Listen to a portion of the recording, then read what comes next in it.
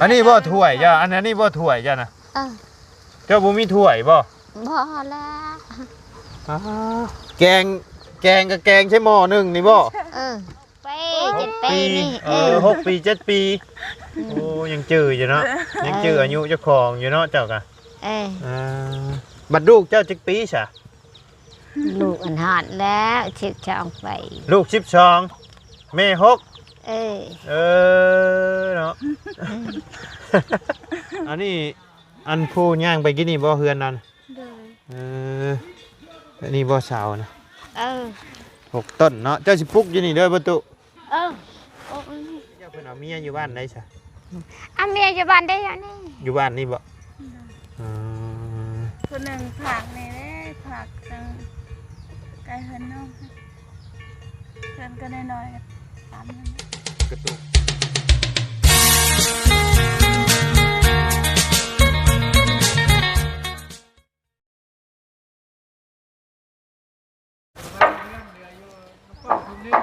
เนาะพี่น้องเลยเปิดคลิปเปิดภาพมาตอนนี้กะอยู่วันเทอมคือเก่าเนาะพี่น้องเลยอยู่นี่แหละพอดีว่าสิให้ทั้งน้องพรคำเพิ่นพาไปยันเบิ่งเฮือนไปตู้นั่นก่อนพี่น้องเลยทั้งประตูเพิ่นยังคาเบียกอยู่เนาะให้น้องเพิ่นพายางไปเบิ่งก่อนพี่น้องเลยเป็นจังใดเนาะพี่น้องเลยเอาก่อนอื่นก็กราบทักทายสบายดีเด้อเนาะพ่อแม่พี่น้อง FC เบิร์ดจุขู่สู่คนเนาะบ่ว่าอยู่ในและต่างประเทศก็ยินดีต้อนรับเข้าสู่ช่องบ่ไรคือเก่าเนาะพี่น้องเอ้ยพบเจอกันช่วงคอยค่ำลงแรงพี่น้องเอ้ยหน้าหนาวก็มาแล้วน้ำมูกก็เริ่มแล้วพี่น้องเอ้ยหน้าหนาวฮอดแล้วเนาะลมพัดใบไม้เย็นจ่อยละบาดนี้พี่น้องเอ้ยเนาะเอาเนาะพี่น้องเลยเปิดภาพมาบัดนี้โอ้คือหุ่นดีแท้บัดนี้จอยลงเนาะบ่ได้กินข้าวบ่อ๋อสำเก่าบ่จอยลงนะป้าพาไปเฮือนแม่ตู้ไอ้แม่ตู้ยังแม่ตู้6 ปีบ่ว่าประตูเอิ้นนะเรา6 ปีบ่ไปสบายดีเด้อเนาะโอ้ยท่วงอันหุ่นดีจนลืมสบายดีได้เนาะโธ่บ่ได้ไปเกี่ยวข้าวบ่ไปเอาเครื่องปั้นก็เลยบ่ได้ออกไปเนาะยังหลายอยู่บ่ข้าวให้ที่ยังบ่ได้เกี่ยวแล้วนะฮะติดไม้นะ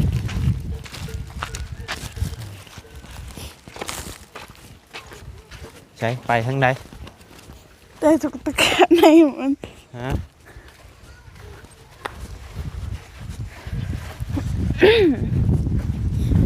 เราเยอะเหินอยู่ว่านะว่าเราเยอะเหินอยู่ว่าจักแล้วแต่เก่าเราอยู่เฮือนอยู่บ่ล่ะสำเนียงเราเยอะแต่สาวแบบไปเกี่ยวเขาไปเบิ่งก่อนพี่น้องเฮือนเราเบิ่งในคลิปว่าตูนนะคือจังว่าฮักผุพังเบิ่นแหละเนาะโดยเราอยู่หลายปีเลยแบบนั้นทั้งประตูเราอยู่จะคนผู้เดียวอยู่ผู้เดียวแบบบ่เต็มแม่นะอีหยังแฉนี่น้ำซักน้ำก๊อกนี่โอ้อ้อมคักกะนี่เนาะเป็นน้ำก๊อกรวมบ่โดยยังใช้ได้อยู่บ่ใช้ได้ชื่อเจ้าก็มาใช้อยู่นี่บ่มีคันอันนั้นบ่ใช้กบหงขับทางนะบัดนี้กินขี้ง่วงขี้ควายแล้วนี่เนาะกุ๊กอยู่ได้หลายอยู่บ่ใช่ฮะอยู่ใช้ป้าทุเพื่อนบ่นี่นะ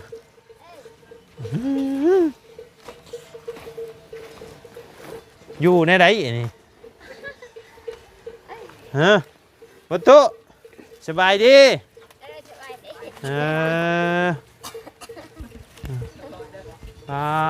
ทุพายหญ้าจักอันนี่เบิ่ง เนาะอยู่เจ้าอยู่จะคนนี่นะ ขับโค้นั่ง ฮะ ขับโค้นั่ง มาเอาไม้หนีบให้ได้เลยจับใบโต๊ะจับใบเด้อ เอ้ย จับยอใส่ปากเจ้าฮะเชื่อ เจ้าอยู่จะคน ขับโค้นั่ง15 คน ฮะเราว่านี่นะ ก็คนหนึ่ง15 คน เราอยู่15 คนบ่อยู่นี่นะ เอ้ย บ่ฮะ คนเดียว ผู้เดียว เลย อยู่15 คน นอนกันได้ไรอยู่หอด15 คนอยู่หมองนี้ นั่นนี่ ว้าวทุเจ้าหนึ่งเข้าอยู่ใช้โต๊ะ อยู่ดินพ่น อยู่ตาราง เอ้ย อยู่นี่บ่ เอ้ย อุ้ยเนาะ ฮะบ่มีหักเคียง มูมีหดเคียง เอ้ย อืมกินข้าวกันยังมานี่ กินข้าวกับหมากเพชร กินข้าวกับหมากเพชร อืม เอามีมาฝากเด้อ เออ เออเอาไปต้มกิน เจ้าบ่มีลูกบ่มีหลานบ่เจ้าน่ะ มีลูกหลานทางแม่ ลูกมีบ่ลูก ลูกพันนี่ ใช่ลูก จัง ใช่ลูกเจ้าได้ค่ะ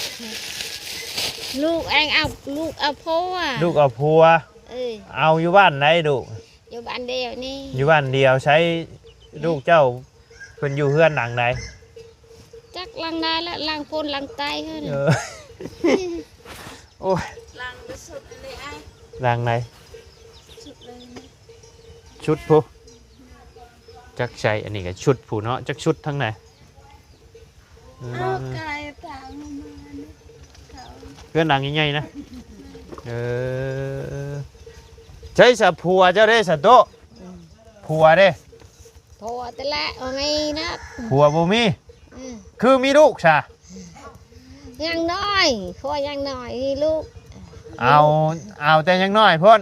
อืม ปะกันนะบ่ ชัวเตือนแม่ย่าได้ลูกเตือนแม่ย่าพ่อย่า ส ชัว บาย เตือนปู่ย่า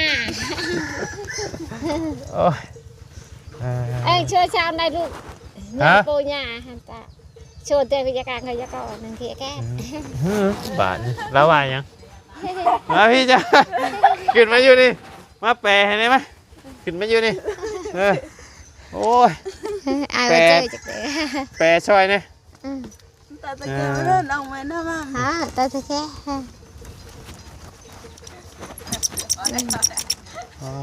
ยาชุดเตะยาชุดซื้อ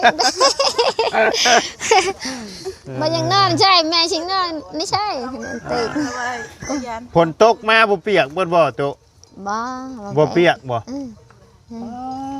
ข่อยบ่เชื่อแล้วคันบ่าบ่เปียกนี่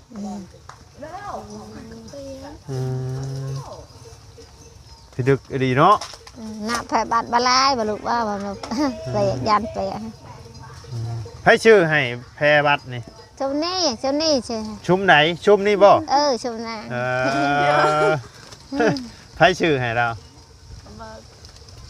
บาเพิ่งกับประตู บ่เพิ่งกับบ่ตูน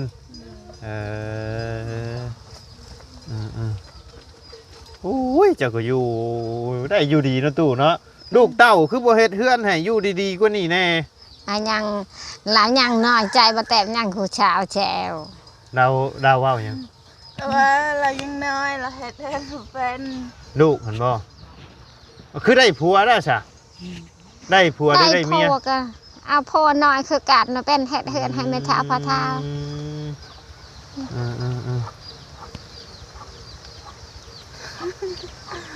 ทุกเนาะเสาเฮือนเราก็เบิ่งไงพี่น้องเลยพอดีอันชำห้าหัวเนาะข้าวน้ำกินอยู่ใช่ไหมนี่โต กันนั่นแน่ อันนี้บ่ถ้วยจ้ะอันนี้บ่ถ้วยจ้ะนะเจ้าบ่มีถ้วยบ่ บ่แล้ว แกงกับแกงใช่หม้อหนึ่งนี่บ่แกงหน่อไม้โอ้เนาะแกงหน่อไม้นี่แกงใช่หม้อหนึ่งนี่อ๋อหม้อหูหม้อยังบ่มีบ่โต ฮะ บ่มีถ้วยกับบ่มี ทุกดึกอีเนาะใช่จะคือจังว่าทางบอตูนเพิ่นสั่งไม้สั่งหยังมาแล้วบ่ใช่เสานี่บ่อยู่ชายอ๋อพุ่นบ่สิปุกอยู่พุ่นบ่เดี๋ยวจังย่างไปเบิ่งพี่น้องเลยตุ๊เนาะเจ้ามีลูกจักคนตุ๊ ลูกช้าง ลูก2คนผู้หญิงเบิดบ่เอาเพิ่นเอาผัวเบิดบ่เอาผัวผู้นึงยังท่านเอาผัวใช่ผู้ท่านได้เอาผัวนะผู้นึงใช่ผู้ท่านได้เอาผัวได้ค่ะเพิ่นอยู่ถามแล้วเด้อค่ะผู้ท่านได้เอาผัวนะอยู่ใช้ไปสิจนเอ้ยเอาผัวแลกกันแม่มั้งตัวกับตัวนี่ก็อยากฝ่าช่วยปอยหน้าบ้านนี่แหละหน้าบ้านนี่แหละว่าช่วยปอยเอาใช่ละไว้เอาผู้นึงใช่เอาหมดเลยเอาเบิดแล้วลูกชาย2 คนลูกชาย2ก็เสียผู้นึงเอาตกลงเรามีลูกจักคนนี่4 คนลูกชายก็ไปเอาเมียแล้วลูกชาวก็เอาผัวไปแล้วโอ้ยแต่ท่านมีภวัตกับอันอยู่น้ำพายา4-5 อ่านก้านนี่บ่แม่นโอ้ยบัดยามผลจะไปดีอยู่ใช้ตู่ลีอยู่นี่แหละการชนีแหละเจ้าชื่อว่าอะไรโตชื่อว่าอ่านชื่ออย่างอ่ะแม่ป่วยชื่อแม่ป่วยชื่อบ่ชื่อเราแม่ปุ้ยอายุจักปี6 ปี7 ปีนี่6 ปี 7 ปีโอ้ยังจื้ออยู่เนาะยังจื้ออายุเจ้าของอยู่เนาะเจ้ากะบัดลูกเจ้าจักปีซะลูกอันหอดแล้ว12 ปีลูก12แม่6เนาะ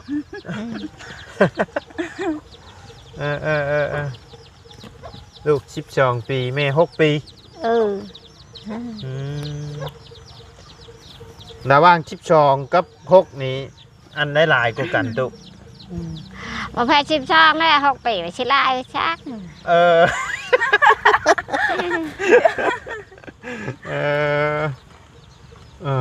เจ้าเกิดก่อนแล้วเจ้าคืออายุน้อยกว่าลูกใช่น้อยกว่าลูกขนาดเพื่อก็จะใหญ่น้ำลังแม่ใหญ่เลยเจ้าเนี่ยยังเหลือ6 ปีบ่โอ้ยไอ้ตู้6 ปีไปลองเลย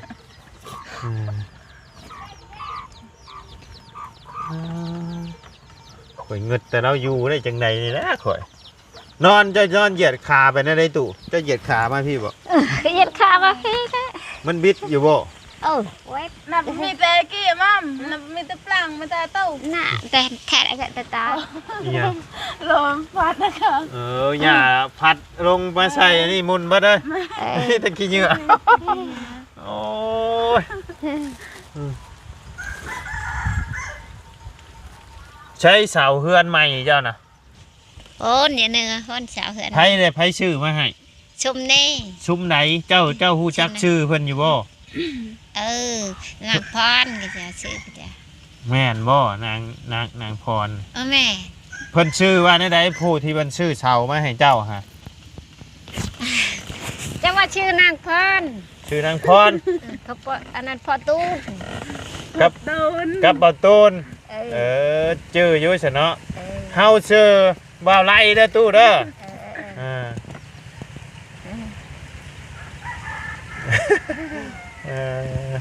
เจ้าบ่ได้ไปใช่บ่มื้อนี้เจ้าบ่ได้ไปเกี่ยวข้าวบ่ไปค้นข้าวเลยมั้ยไปค้นข้าวหาสิมา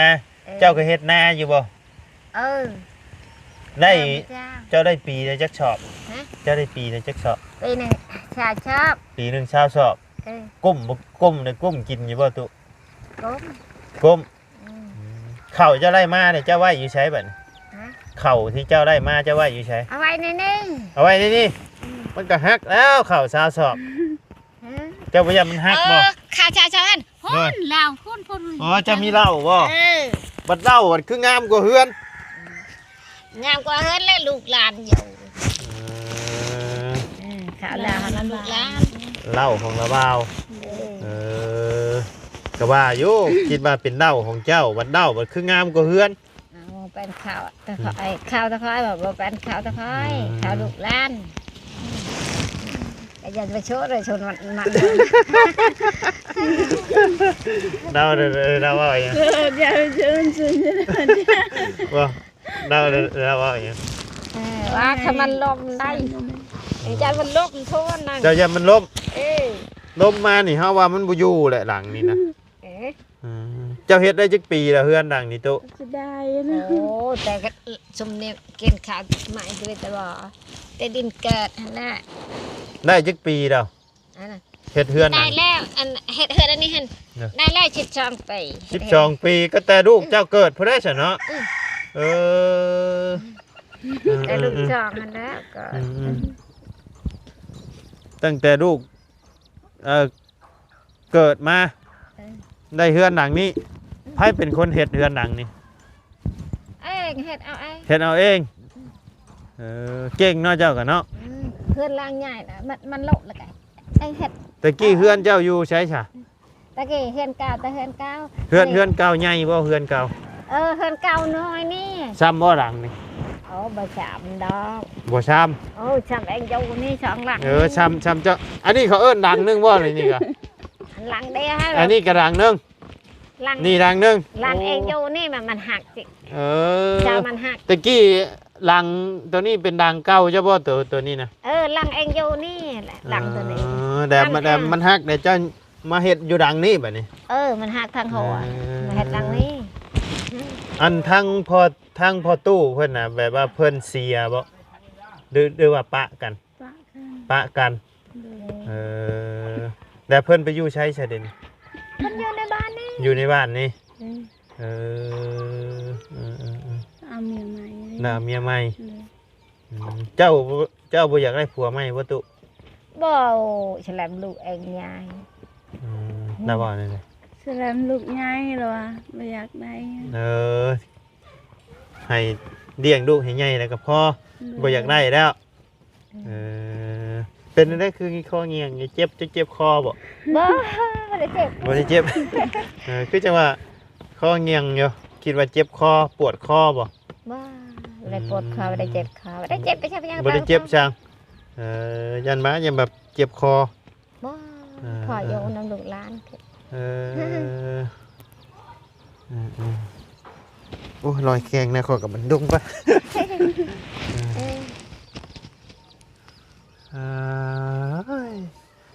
เฮือนเจ้านี่เนาะอยู่ได้จังไหนอันนี้ถ้วยบ่วงกับบ่มีเลยบ่ตุ มี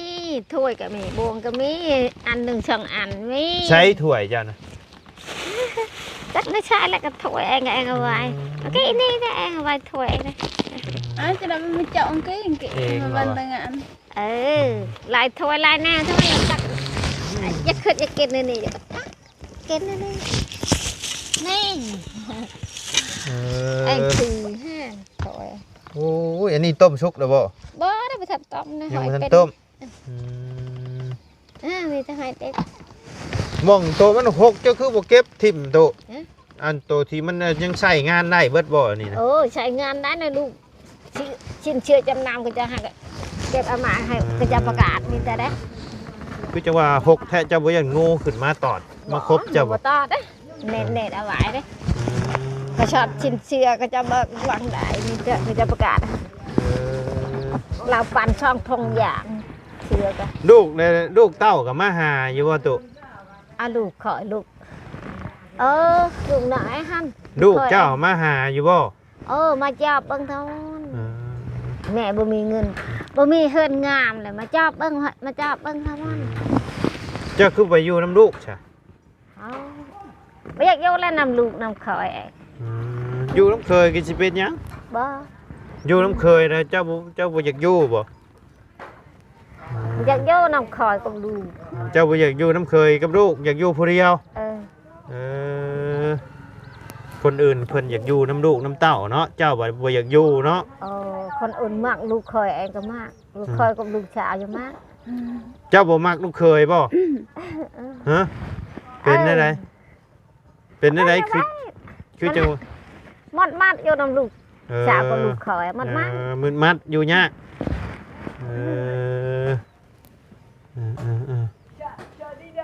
ไปอยู่ในเฮือนลูกเคยน่ะอยู่ยากบ่เพิ่นอยู่พุ่นก็เป็นเฮือนเพิ่นเองบ่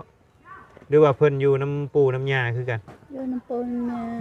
เฉพาะแล้วซะเนาะเฉพาะแล้วจังบ่ไปอยู่บัดลูกเราอีกคนนึงเอาผัวอยู่บ้านไหนซะ มาถึงเลย บ้านช่างแล เลย มองบ้านเข้าไปนะ เลย ทางบ่อยากคิดสภาพเด้อนะพาน้องพันธุ์ไปหาแม่เพิ่นตอนนะพาไปเบิ่งสาวงามหน่อยไป ไปพาไปเบิ่งสาวงามเลย ใช่ยงแม่ แต่ว่าไงเฮ็ดเฮือนเราฮักเด้อโอ้ยบันไดกับพวกพี่น้อง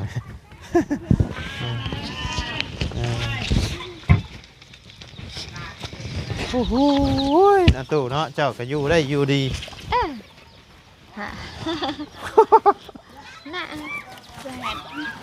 โอ้พี่น้องเลย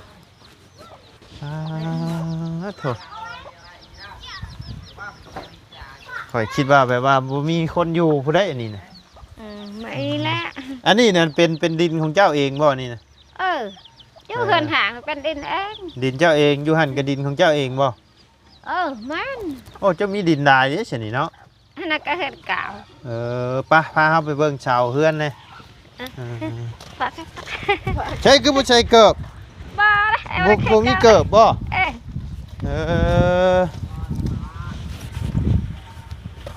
เกิบบ่มีติ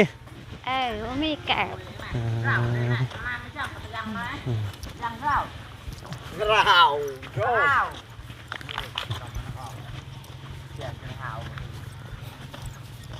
เฮือนได้เฮือนไผฉดังนี่ฮะเฮือนผู้นั้นบ่โอ้มีฮอดดิ้งนี่เนาะระวังมันจับด้วนพื้นขึ้นไปใส่หญ้าเด้อนี่โอ้โธ่ดิ้งพี่น้องเอ้ยโอ้นี่บ่ตีนเสาอหยังนี้บ่ตูนชื่อมาครบเบิดแล้วเนาะ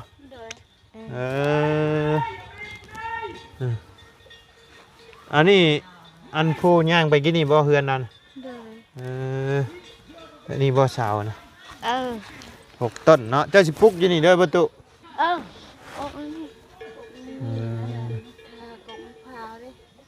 ตัดทิ่มแล้วเป็นหยังกกเผา บ่กินหมาก ไม่กินมากใช้ไม้เฮายังถือไว้อยู่เนาะถือไว้เด้อเจ้าจะทิ่มเด้ออันนี้จะได้ตัดทิ่มได้ก่อไม้หิ่งไผ่เนาะตัดบ่ ตามันก็จะตัดก็ตามันก็ไว้ เจ้าอะไรตัด ให้ว่าตัดเอา ฮะเป็นกอของเจ้าบ่นี่นะเอาคันปุกต้องได้ตัดเลยนี่ ตัด ใช่ไหมพี่เจ้าหาคอยโอ้ยคอยจักระเบ้าอย่างนี้ แล้วตัดไว้จะขายก็ไว้จะขายเป็นตัด เจ้าบ่เป็นตัดบ่แต่ว่าคันสิปลูกเพื่อนก็ต้องตัดได้นี่เนาะอันนี้บ่เล่าเข่าจะมองจะไหวเข่า เราเข้าเอาอยู่น้ำบ่าวอยู่เลยแล้ว เล่าเข่าแล้วมีคนอยู่บ่เล่าเข่ากะฮะ มีคนนอนตัวละมีคนนอนในเฮือนท่านน่ะ เอ้ยเนาะ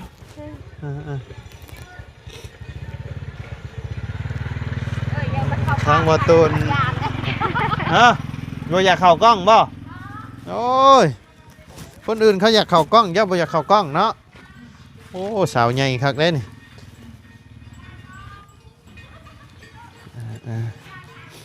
คักพี่น้อง6 ต้นเนาะโอ้เดือนเพิ่นบ่ตูนเพิ่นสร้างนั่นอยู่ในบ้านนี่บ่บ้านเทิมน้อยอ๋อโดย เอาดีอกดีใจน้ำเด้อตู้เด้อเดี๋ยวก็ได้อยู่เฮือนใหม่ละ โดย จังหน่อยก็ได้อยู่เฮือนใหม่แหละบ่ได้อยู่เฮือนห้างแหละบัดนี้ โอ้ชาโทชาโท ได้อยู่ดอกบัดนี้ โอ้ให้อยู่ดีมีแฮง อืม หาคดาบาทอะไร คันสมมุติว่าจะได้เฮือนใหม่นี่ลูกชาวก็สิมาอยู่นํอยู่บ่ โอ้ มาบ่ มาคือกัน เพิ่นสิมาอยู่นํเลยบ่ เออ เออบัดลูกชายเจ้าเพิ่นเอาเมียอยู่บ้านได้ซะ อาเมียอยู่บ้านได้ยังนี่ อยู่บ้านนี่บ่อืม คนหนึ่งผักในเด้ผักจังไก่หันน้องเพื่อนก็ได้น้อยกันตามนั้น กระตุกนะ เล่นไก่หันไม่ตู้ไผ่ตาไผ่นี่ เออเอาโอเคสารตู้เด้อมื้อหน้ามื้อในเฮาสิเข้ามาเยี่ยมมายามใหม่เนาะ เออ ดีอกดีใจน้ำละลายเนาะ เออใช่ ได้สิได้มีเฮือนงามอยู่แล้วบัดนี้ เออ ไปสบายดีเด้อตู้เด้อ สบายดีสบาย โอ้ ดี ยมาเฮาขอไม้แน่ เออ ไปพี่น้องเอ้ยสำหรับคลิปนี้ทั้งบ่ไล่ก็เข้ามาเยี่ยมมายามทั้งแม่ตู้6ปีเนาะ เออ เอิ้นเราเป็นตู้6ปีนี่แหละพี่น้องเอ้ยมันจะง่ายเอิ้นชื่อจักละชื่อหยังงงอืม อาเมียปุ้ย แม่ปุ้ยอืม เอาแม่ตู้7ปีนี่แหละเนาะ6 6 ปี อยู่แต่อยู่เหนือนะมีประตู7 ปี อยู่นี่มีแม่ตู้6 ปีไป่ะเสียพี่น้องเลยสำหรับคลิปนี้ล่ำลาเลยเด้อพี่น้องเด้อพบเจอกันในคลิปหน้าเนาะสบายดีเด้อเนาะ